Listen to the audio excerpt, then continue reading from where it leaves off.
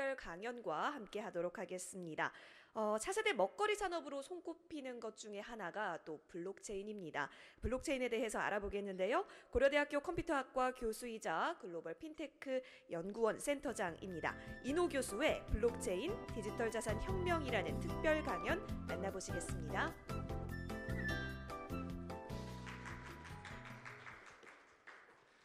예, 반갑습니다. 또 이렇게 어려운 자리에 또 이렇게 불러주셔서 개인적으로는 굉장히 영광입니다.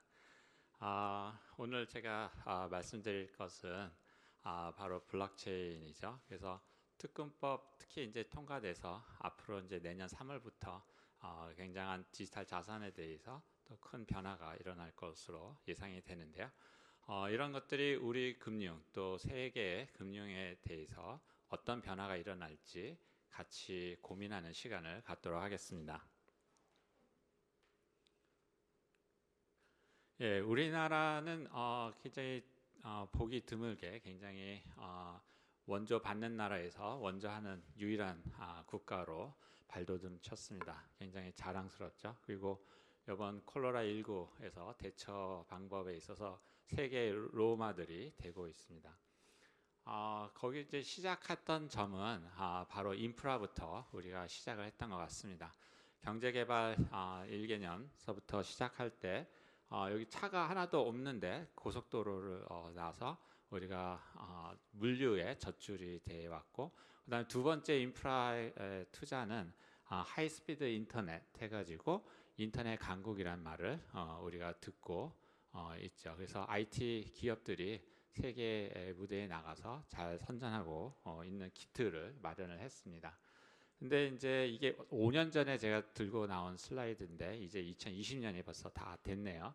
그래서 보면 사실 인구 감소, 뭐 자동차 산업 추락, 뭐 등등해서 여러 가지 우리가 기존에 갖고 있는 강점들이 중국이 쫓아옴으로 말미암고 우리가 더 나가야 될 것들을 아직 만들어내지 못하는 데서 굉장히 큰 문제가 있죠. 특히 문제되는 부분들이 바로 인구가 급격하게 줄어든다라는 점입니다. 그래서 보면은 2060년만 되면 생산 가능 인력이 50%, 결국 한 사람이 벌어서 다른 국민 한 사람을 먹여 살려야 되는 그러한 지경에 이르렀죠. 거기에 따라서 우리가 고부가가치 산업이 필요로 하죠. 만약 이대로 간다 그러면 우리나라 경제는 굉장히 줄어들고 또 우리가 굉장히 위험한 지경에 이를 걸로 생각이 됩니다.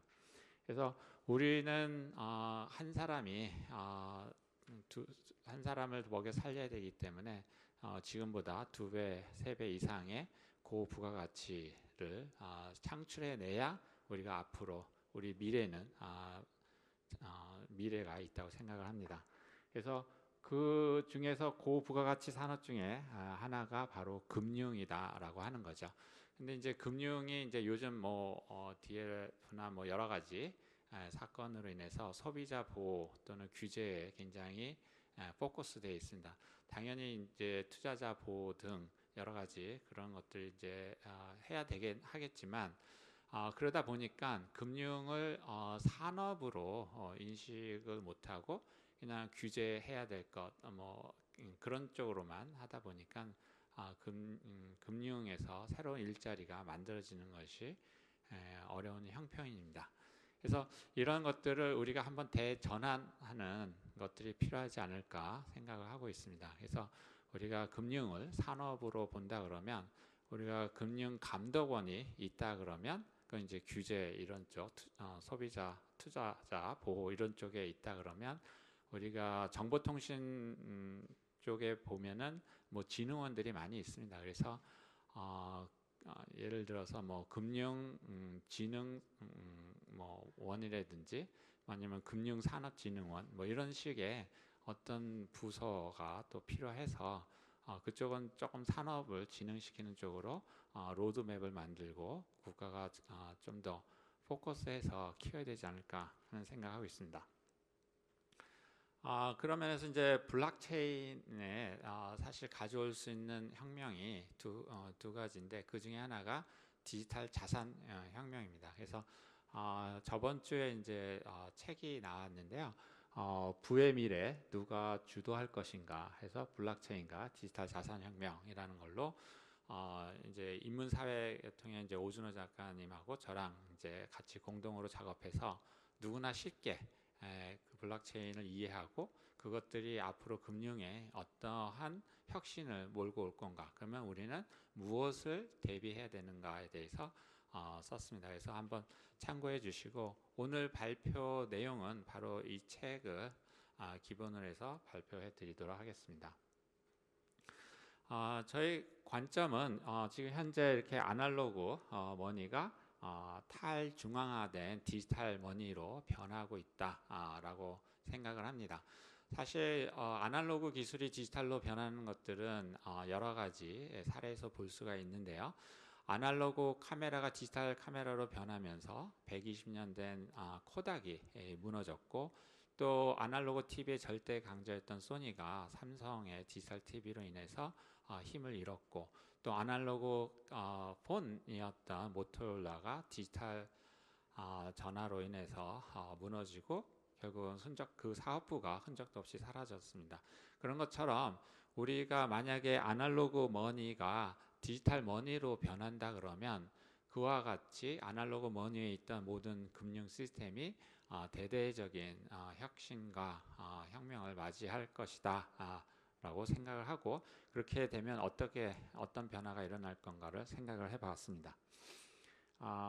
받으실 이제 코닥에서 보면은 15만 명이 15,000명, 12년 만에 그냥 꼬꾸라졌다는 거죠. 그래서 일단 그 판이 바뀔 때, 아날로그가 디지털로 바뀔 때 이런 현상들이 일어난다라고 하는 거죠.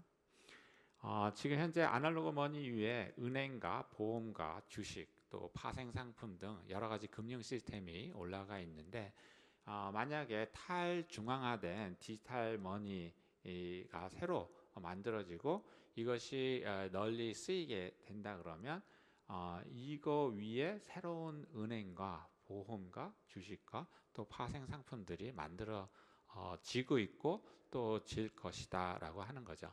그러면 이것 둘 간의 차이가 뭘까 보면, 기존에는 B2B 기업 금융이죠. B2C 소비자 금융, 결국은 B가 가운데 있는 거죠. 그래서 1억을 맡기면 1% 이자를 두고 1억을 꼬가면 뭐 5, 6%의 이자로 이자 예대 마진 가지고 운영이 돼 왔던 것이 기존의 금융 시스템이라고 한다면, 이제 디지털 머니에서 만들어지는 시스템은 C2C, 커스터머 투 커스터머, 즉 B가 없이 직거래가 일어난다는 거죠. 그래서 직거래 은행과 직거래 보험, 직거래 주식 시장이 만들어지고 그 위에 많은 것들이 바로 C2C로 B가 사라지는 그런 금융 시스템이 실험되고 있다라고 보시면 되겠죠. 보면은 기존의 인터넷 은행은 그 생산자하고 소비자 사이에 이런 산지 수집, 뭐 도매, 소매 등 중간에 여러 미들맨들이 있었는데, 아마존과 같이 생산자하고 소비자를 직거래로 함으로 해서 이 중간자들이 사라졌던 것이 어떻게 보면 인터넷 혁명의 가장 핵심이라고 볼 수가 있는데요. 이제는 투자자하고 대출자 사이에 미들맨으로 있던 은행과 증권, 보험, 데이터 이런 부분들이 블록체인으로 인해서 이제는 자산 직거래 플랫폼이 만들어졌다. 그러면 아마존에서 일어났던 그러한 미들맨을 없애고 바로 직거래하는 것들이 바로 자산, 금융에서도 마찬가지로 일어나지 않겠냐라는 거죠. 그래서 요것이 이제 랜딩 클럽이라고 하는 게 있는데, 지금 이제 애니메이션이 죽고 PDF 파일로 돼 있어서 그냥 다 한꺼번에 넘어가서 죄송합니다. 그래서 랜딩 클럽은 돈이 있는 사람과 돈이 없는 사람을 서로 만나게 함으로 해서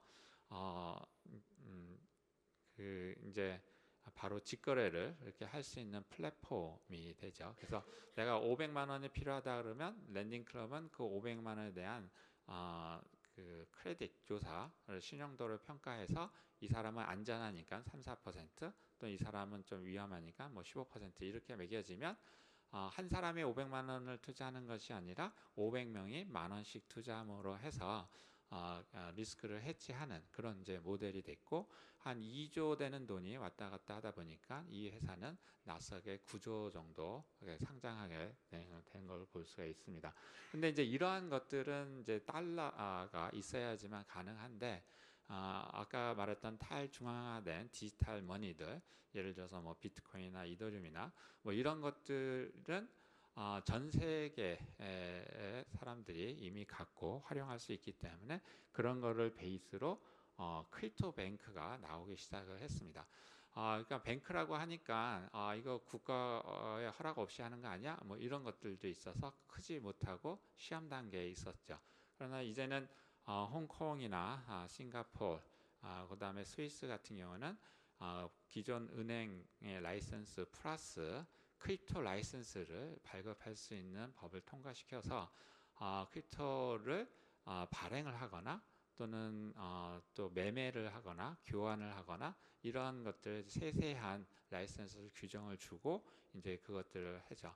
그래서 여러분 아시다시피 인터넷 기업인 중국의 텐센트가 홍콩에다가 퓨전 뱅크라고 하는 버추얼 뱅크를 만들어서 기존 은행 라이선스 플러스 이 크립토를 발행하고 교환하고 하는, 또 결제하는 이런 모든 라이선스를 취득해서 이제 런치에 들어갔습니다. 그것뿐만 아니라 보험에 있어서도 이제는 이 보험하면 이제 대규모의 자본과 회사가 필요한데, 이런 블록체인의 스마트 컨트랙 기능을 이용해서 우리가 소규모 그러니까 협동조합이나 뭐 이런 것들을 모아서 보험을 할 수 있는 시스템을 만들었죠. 예를 들어서 뭐 고려대학교의 교직원이 한 3만 명이다 그러면 교직원이 들 수 있는 자동차 보험을 만들어서 스마트 컨트랙으로 중간에 매개체 없이 자동으로 보험을 보장을 해주는 그런 시스템도 가능하고, 또 거기에 필요한 모든 뭐 보험 위험도 상정이라든지 또는 사고 나면 또 에이전트가 필요하죠. 그런 것들은 이제 개별적인 스마트 컨트랙을 통해서 에이전트 형태로 도와주는 형태가 되고 있고요. 그래서 이제 이런 것들이 이제 나타나기 시작했다라고 하는 거고요. 그 다음에 이제 지금 같은 비트코인이나 이더리움 같은 경우는 사실 내재 가치가 없는데, 지금 현재의 자산을 이제 패깅한 그러한 토큰들이 나오고 있는 거죠. 그래서 여기서 이제 리얼 에스테이트, 그러니까 부동산 코인이라고 보시면 되겠는데요. 여기서부터 전 세계 중요한 뭐 홍콩이나 미국 등 중요한 자산이 부동산이 있는데, 예를 들어서 100억 정도 하는데 제가 100억이 없으므로 이 부동산이 되게 좋은 줄 알지만 투자하지 못하게 돼 있죠. 그런데 이 100억짜리 빌딩을 100억 개의 토큰으로 소유권을 분할해서 발행을 하게 되면 내가 10만 원치 그 토큰을 산다 그러면 10만 원어치 주인이 되는 거죠. 그래서 여기서 나오는 임대 소득을 그 포션만큼 받게 되고, 또 더 나가서 이제 100억이 200억이 됐다 그러면 양도소득도 얻을 수 있고, 또 경우에 따라서 필요한 이 소유권을 전 세계 누구한테나 팔 수 있는 그런 시장이 되는 거죠. 그래서 어떻게 보면 우리가 보고 있는 모든 자산, 그죠?를 바로 토크나이제이션, 토큰화해서 전 세계로 유동화시킴으로 해서 어떻게 보면 소수가 가졌던 그런 집중돼 있던 부를 일반 사람도 나눠서 가질 수 있는 시대가 열렸다, 이렇게 보시면 될 것 같습니다. 그것뿐 아니라 금 뭐 1g을 토큰 하나로 해서 금을 패깅해 놓고 토큰을 발행하는 어떻게 되죠. 지금 텐센트의 퓨전뱅크 아까 말씀드린 데가 인피니트 토큰이라 그래서 금을 홍콩 금 거래 시장에다가 디파짓 해놓고 그것들을 토큰을 발행을 해서 1,000만 명 되는 뭐 중국 관광객들이 한국에 와서 그거를 쓸 수 있게끔 하고자 하는 시스템을 지금 만들고 있습니다. 그뿐만 아니라 예술 작품도 토크나이제이션, 우리가 피카소가 100억이다 그러면 한 사람이 100억짜리 그 그림을 사기가 어렵잖아요. 그걸 이제 토크나이즈는 해서 그런 예술품도 즐기면서 또 거기에 대한 시세 차익도 얻을 수 있는 그런 시스템도 만들어지고 있고요. 이제는 이 데이터도 자산으로 인식을 해서 우리가 갖고 있는 뭐 위치 정보나 앱 사용한 정보 이런 것들이 모두 다 구글이나 페이스북에 다 가고 있는데 공짜로 가잖아요. 근데 이제는 돈 받고 팔겠다라고 하는 거죠. 그래서 요즘 이제 데이터 3법도 통과하고 또 데이터 주권을 찾기 위한 운동도 벌어지고 있는데 그렇게 되면 이제 데이터를 이제는 돈 주고 사야 되고 데이터가 자산이 되는 시대가 되는 거죠. 그런 것들을 해서 페이스북이 크립토 커런시인 리브라를 발행하게 됐고 거기에 이제 많은 업체들이 이제 조인을 하다 보니까 25억 명이 페이스북을 쓰는데 거기서 리브라라고 하는 디지털 머니를 쓰게 된다면 사실은 처음에 이제 비자나 마스터나 뭐 이렇게 들어가 있었죠. 그렇게 되면 이 리브라 코인만 있으면 비자나 마스터카드를 파는 데서는 그걸 모두 다 받아주고 물건을 사고 할 수 있는 거죠. 그러다 보니까 사실 달러가 필요 없어지고 원화가 필요 없어지는 시대가 될 수 있다라고 하는 거죠. 그래서 미국 정부에서는 이거를 이제 굉장히 반대를 하고 그래서 압력을 넣어서 이제 지금 비자나 마스터는 빠져 있는 상황인데 어쨌건 이런 것들의 시도가 일어나고 있고 또 중국에서는 위안화를 디지털 화폐로 만들어서 전 세계의 사람들이 핸드폰만 있으면 위안화를 쓸 수 있게끔 하겠다라고 하는 거죠. 그러다 보니까 미국에서는 이거를 디지털 위안화를 그냥 놔두지 아니면 이런 그 페이스북에 리브라를 그냥 하게 할지 아니면 자기가 직접 달러를 발행을 해야 될지 디지털 화폐로 여러 가지 이제 고민에 지금 빠져 있는 거죠. 그래서 이러한 것들이 지금 유럽에서도 연구가 되고 있고 우리나라 한국은행에서도 원화를 디지털 화폐로 만드는 연구를 이제 팀을 꾸려서 시작을 하고 있습니다. 그러니까 이제 이러한 것들이 급속하게 되면 아까 말씀드렸던 아날로그 머니가 이제 완전히 디지털 머니화가 되면서 이제 새로운 금융의 판이 바뀌고 기존 금융에 대한 어떤 것들은 위협적으로 다가올 수 있고 또 어떤 IT 기업한테는 좋은 기회로 다가올 수 있다라고 하는 거죠. 그래서 이러한 것들을 바로 이제 토큰 이코노믹이라고 하는데 그래서 주식도 주식 소유를 이제 우리나라에서는 이제 디지털 장부로 바꿨잖아요, 종이에서. 근데 이제 더 나가서 탈중앙화된 그런 토큰, 그죠? 그걸로 이제 바꾸자 하는 것들이 일어나고 있고요. 그래서 모든 주식은 가까운 시일 안에 토큰으로 변화될 거다라고 하는 거고, 대략적인 트렌드는 모든 자산을 토큰화해서 글로벌로 유동화시키는, 그래서 돈의 속도를 굉장히 빠르게, 그러면 경제 발전 속도도 올라가게 되겠죠. 그래서 보이는 자산, 부동산, 금, 은, 뭐 석유, 광물 등 이런 것을 모두 다 토큰화하고 유동화시키는 그런 것뿐만 아니라 보이지 않는 자산, 즉 데이터, 그죠? 그리고 제가 뭐 만들어낸 특허, 이런 지적재산권, 그다음에 봉준호 감독의 뭐 이런 영화나 아니면 짧은 뭐 유튜브의 컨텐츠 같은 거, 이런 모든 것들이 또 자산화해서 우리가 갈 수 있다라고 하는 거죠. 여기에는 이제 앞으로 크게 세 가지 비즈니스 기회가 있을 겁니다. 그래서 하나는 이런 자산을 제대로 평가할 수 있는 평가 회사. 그래서 사실은 부동산이나 금 같은 경우는 기존에 평가 회사들이 있으니까 비교적 쉬운 방면에 어떤 컨텐츠나 지적재산권이나 이런 데이터, 그러니까 이 데이터가 얼마의 가치를 있고 얼마에 팔아야 되는지, 그러면 여기에다가 투자를 하면 매년 얼마나 리턴이 들어올지 이런 것들을 제대로 평가하는 회사가 아직 없는 거죠. 그래서 그러한 평가 회사가 출연을 할 거고, 그 다음에 신탁형 토큰 발행 회사, 예를 들어서 금을 패깅을 해서 토큰을 발행한다 그러면 금을 갖다가 사실 실제적으로 저장을 해놓고 토큰을 발행해야 되는데 만약에 금 없이 토큰만 발행하면 바로 사기가 되는 거죠. 그렇기 때문에 여기는 반드시 규제가 들어가야 되는 거죠. 그래서 이러한 자산을 패깅을 해놓고 그 다음에 이제 토큰을 발행하는 그런 회사가 있어야 되는 거고, 이렇게 발행한 토큰을, 자산형 토큰을 서로 거래가 되는 자산 토큰 거래소가 있어야 된다라고 하는 거죠. 그래서 이제 이러한 시장이 2030년이 되면 한 2,200조까지 매년 69%, 59%, 거의 60%씩 성장하는 시대가 올 거고, 월드 이코노미 포럼에서 전 세계 GDP의 10%가 바로 블록체인으로 운영되는 세상이 올 거다라고 예측을 하고 있습니다. 그래서 이거 제가 한번 만들어 본 밸류 체인인데요.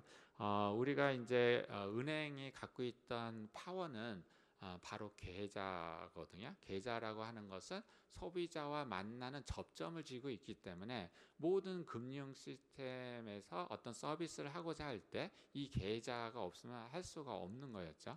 근데 이 계좌가 이제는 디지털로 변하면서 디지털 월렛, 디지털 지갑이 되면서 바로 이 핸드폰 안으로 들어온다라고 하는 거죠. 그러면은 은행의 계좌가 이제 더 이상 필요가 없어질 수 있다라는 거죠. 그러면 이제 이 디지털 월렛을 가지고 아까 말했던 어떤 뭐 자산을 패깅을 하던 뭐 해서 디지털 자산 토큰들이 만들어지면 이 평가를 통해서 거래소에 오게 되고 여기서 이제 거래가 일어나게 되는 거죠.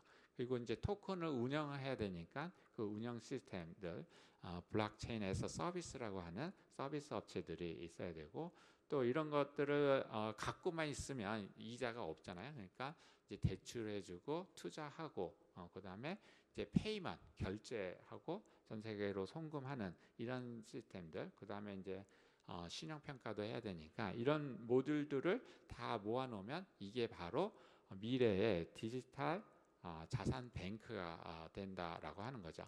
그래서 만약에 이제 아날로그 머니에 있던 은행들이 아무 준비 없이 그대로 있다 그러면 미래의 이런 디지털 자산 은행이 출현했을 때 과연 경쟁력이 있을까 하는 의구심이 들고요. 그래서 우리가 미리 그 전에 준비를 해야 된다. 그래서 이것들 예전에 이제 코닥이 디지털 기술로 망했잖아요. 그거를 이제 우리는 코다크, 코닥에다 ED 과거형을 붙인 거죠. 코다크 됐다 이렇게 표현을 하는데 이게 잘못하면 이제 은행도 코다크 될 수 있다라고 하는 거죠.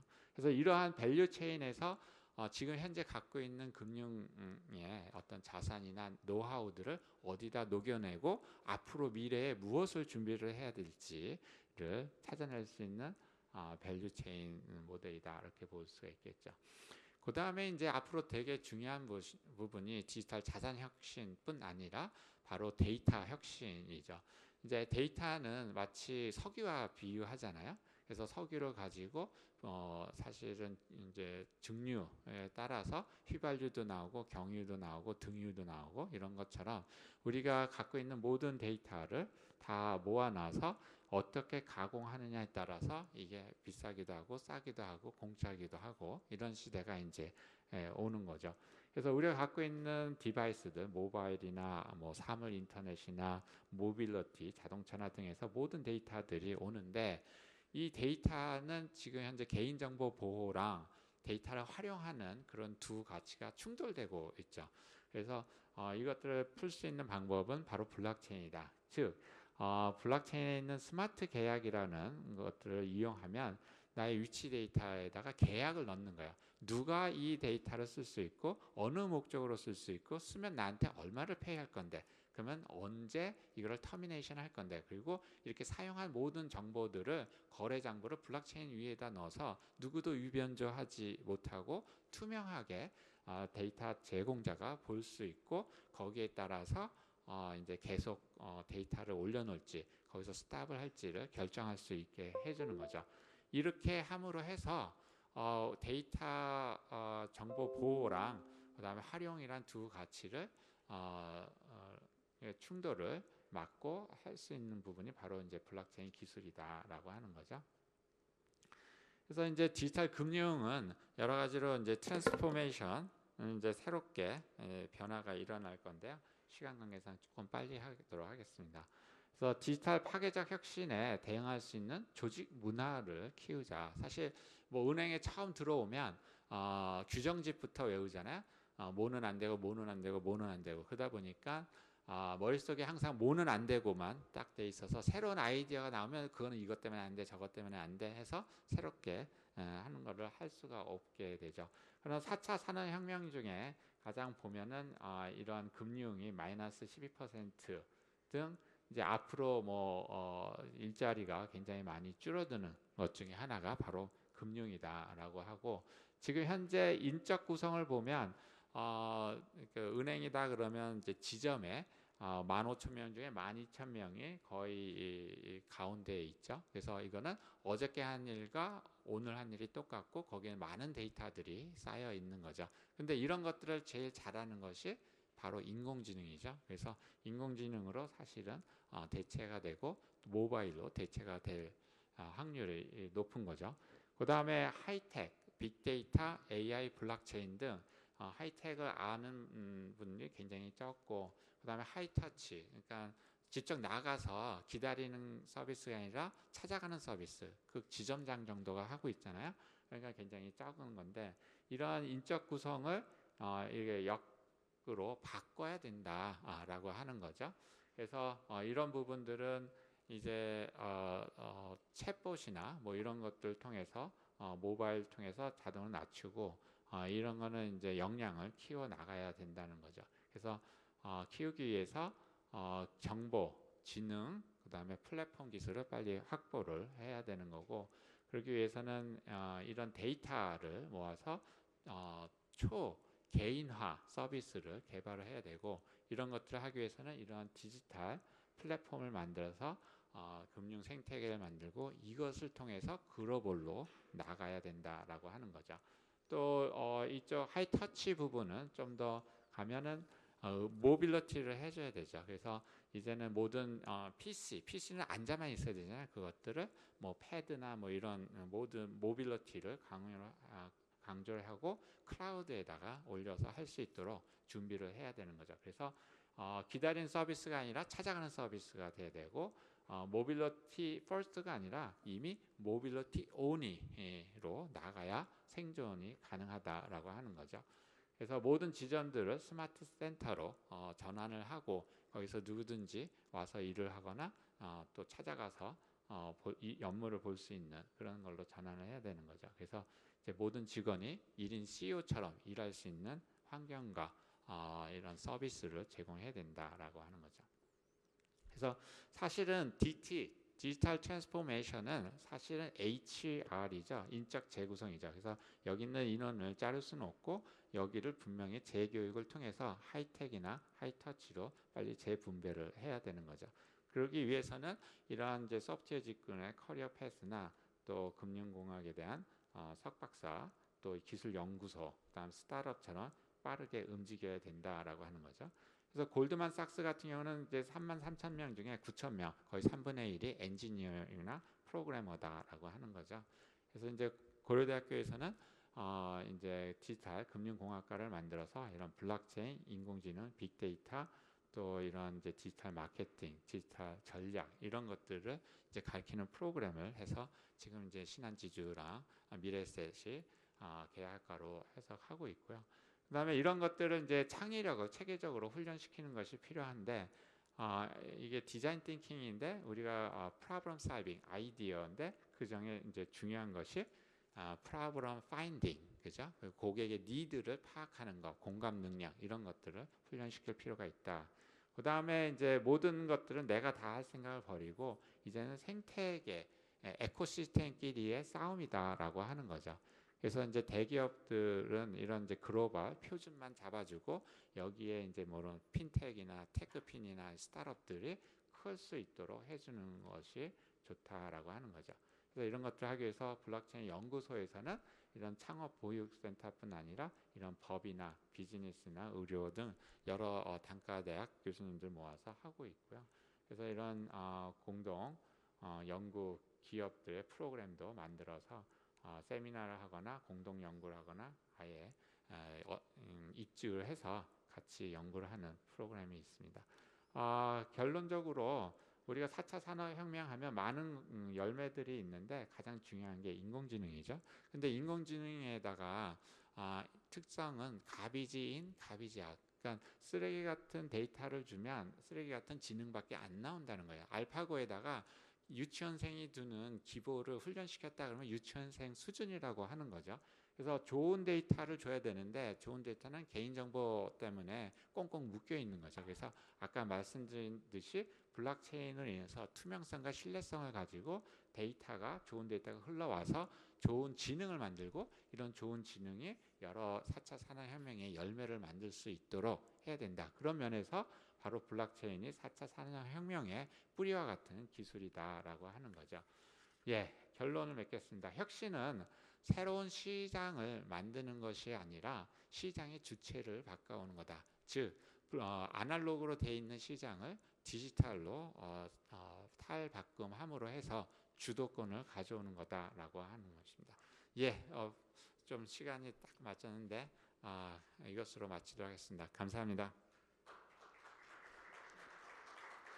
네, 교수님 감사합니다. 이노 교수님과 함께 하셨는데요. 토크나이제이션 그리고 토큰 이코노믹스 등 흥미로웠던 주제인 것 같습니다. 현재 현장은 물론 실시간 생중계 함께하고 계시는 분들께서도 다양한 채팅 참여 이루어지고 있는데요.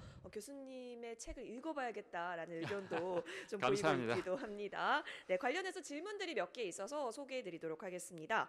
향후 미래에 주식은 사라지고 모든 거래는 블록체인을 기반으로 한 토큰으로 변화를 할 것이다 라고 얘기를 해주셨는데, 그렇다면 교수님께서 생각하는 그 시기는 언제인지, 그 미래는 언제쯤 가능할지, 또 주식과 토큰 시장의 공존 과정에서 발생할 과제라든지 혹은 문제 이런 것들은 없는지 궁금하다라고 먼저 문제 굉장히 남겼습니다. 그 연구 논문 주제인데요. 그래서 박사학위 하나 더 써야 될 것 같은데요.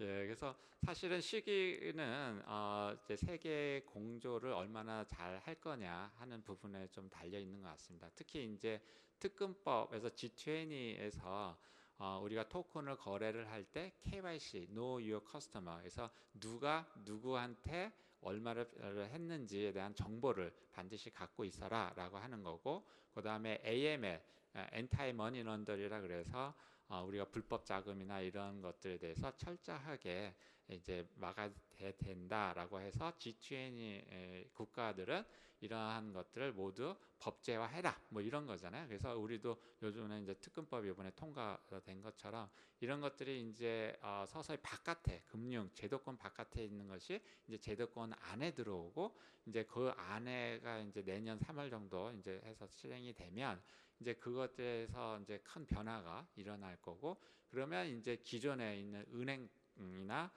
여러 금융 제도권에 있는 금융 시스템들이 이제 그 블록체인을 이용해서 새로운 그 참여자가 되겠죠. 그렇게 되면 또 한 2, 3년 정도 새로운 비즈니스 모델도 만들어지고 다양한 실험이 일어나면서 전 세계적으로 뭐 정확히 알 수는 없겠지만 속도대로면 뭐 4, 5년 정도 되면 어느 정도 우리가 볼 수 있는 제도가 될 수 있을 것 같고, 더군다나 이제 글로벌 IT 기업의 움직임인데 지금 이제 페이스북의 리브라가 얼마나 빨리 이게 런치가 될 거냐 하는 거랑 또 관계가 있고, 사실 리브라만 런치되면 지금 뭐 카카오도 거기서 증권을 살 수가 있잖아요. 미국 주식도 살 수 있고 뭐 여러 가지 그런 것처럼 이제 리브라 페이스북도 마찬가지로 세계 주식을 바로 거기서 살 수가 있게 되겠고, 또 중국의 텐센트나 알리바바도 거기에 끼어들어서 결국은 이제 앞으로 우리가 화폐 전쟁해서 되게 유명한 책들이 있는데 이제는 디지털 화폐 전쟁이 이제 시작이 될 거다라고 하는 거죠. 그러면 이제 거기서 이제 여러 가지 헤게모니 싸움이 일어날 거고, 거기에 승자가 미래의 금융을 주도해 갈 거다라고 하는 거죠. 현재 5년에서 10년 정도 걸릴 거로 생각합니다. 네, 5년에서 10년, 그리고 가깝게는 리브라 동향까지 한번 체크해보면 좋겠다라고 얘기해 주셨습니다. 교수님 보내기가 아쉬워서요. 딱 한 가지의 질문만 예. 더 받도록 하겠습니다. 질문이 굉장히 많이 들어왔었는데요. 지금 저희도 이 언택트 포럼이라고 해서 온라인 생중계로 함께하고 있지 않습니까? 관련해서 이 세계적인 코로나19 사태가 블록체인에게 있어서는 기회가 될 수 있을까요? 라는 질문입니다. 짧게 답변 부탁드리겠습니다. 예. 사실 이런 모든 것의 이 신뢰의 문제거든요. 우리가 오프라인으로 해서 보는 것도 신뢰의 문제였고, 거래에 있어서도 보고서 직접 돈 주고 물건을 사는 것도 다 신뢰의 문제였는데, 인터넷으로 언컨택트 되면 그 신뢰 문제를 어떻게 해결할 거냐. 왜냐하면 인터넷이 신뢰가 없는 시스템이기 때문에 그렇죠. 그래서 이제 이러한 블록체인 기술이 바로 인터넷에 신뢰를 줌으로 해서 우리가 기존에 인터넷에서 하지 못했던, 신뢰가 필요했던 여러 가지 서비스들을 이제는 안전하게 할 수 있는 그런 시대가 올 거다, 이렇게 예측을 하고 있고요.